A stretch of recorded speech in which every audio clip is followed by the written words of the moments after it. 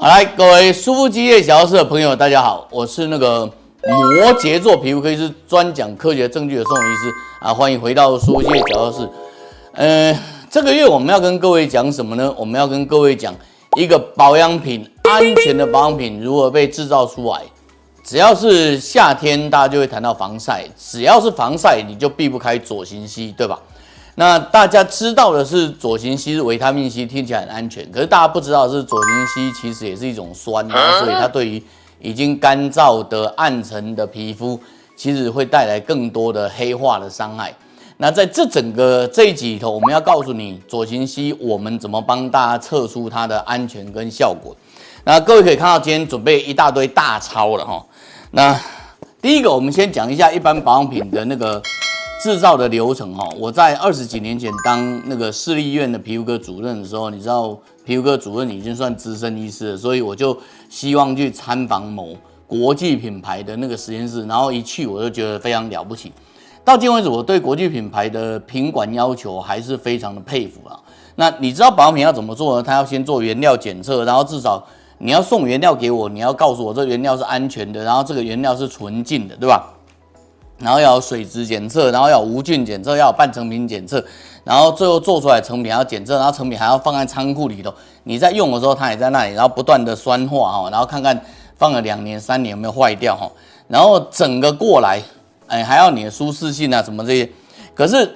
大家对于保养品真正习惯知道的，就是听到什么这个东西美白效果很好，那个东西防晒效果很好，这些都需要经过那个功效性检测哈。然后之后的产品安全，其实就是你到专柜上去买的时候啊，如果觉得擦了不舒服，就跟他讲不舒服；觉得舒服就跟他讲舒服。这样，那政府目前在2016年会完善所有保养品的叫 PIF 了哈。那这个东西它目前能够保障你，就是说，你把它想成牛肉面好，我们很喜欢用牛肉面做比喻嘛哈，就是你的牛是安全的哈，不是病死牛，你的水不是地沟水，你的油不是地沟油，然后你的蔬菜没有经过污染哦，所以这个是一般保养品的制造方式。好，讲到一旦国际大厂的那个保养品制造，我们就来讲一下肌肤监测对于保养品的更多的要求。首先，我们知道国际大厂的保养品制造它的要求跟安全性，主要是在出厂前，也就是说，你煮这碗牛肉面的时候，你的牛是不是病死牛？你的水是不是地沟水哈？然后你的蔬菜有没有经过污染？农药有没有残留？这一段我相信是非常重要的。因此我们在做监测的时候，我们也希望我们的对手厂商能够提出这些资料。但是在现代大家都知道，2025年的今天很多的报告敏感肌已经超过70%的人群了，也就是说你在路上随便抓10个小女生，会有7个跟你说过敏，那男生大概也有3个4个。那过敏的意思或敏感的意思就是说，你稍微洗个脸啊，稍微擦点东西就不舒服。敏感肌高涨的原因，目前皮肤科界并不知道，但是猜测跟保养品的使用过量，就是 overloading 过载是有关的哈。然后所以在这个状态下，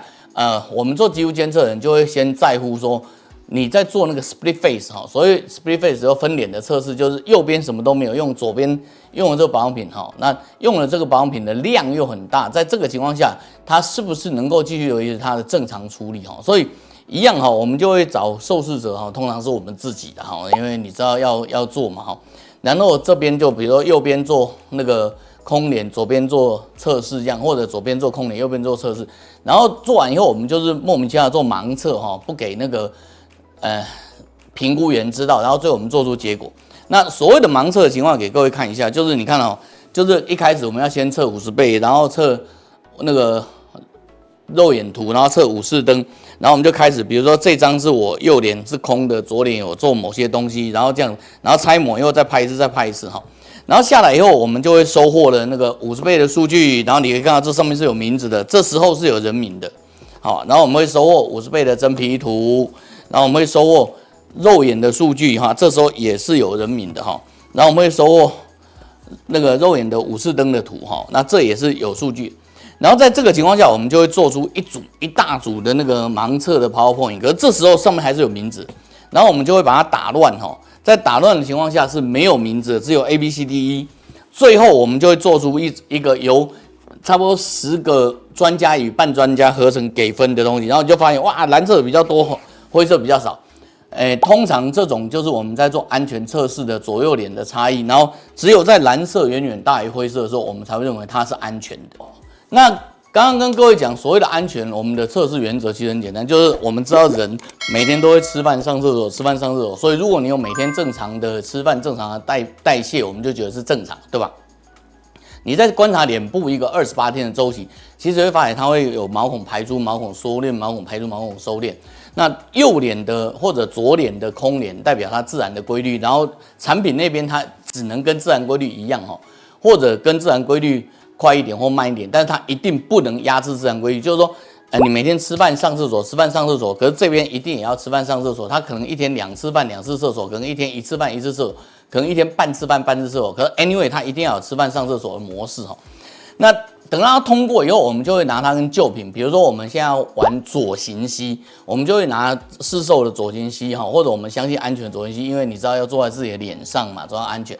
然后随机的选，比如右脸选旧的，左脸选新的，或者左脸选旧的，右脸选新的，然后一样然后一样用那个剂量测试所以跟刚刚的情况其实一模一样，只是这次它是2个东西比较。它是做剂量测试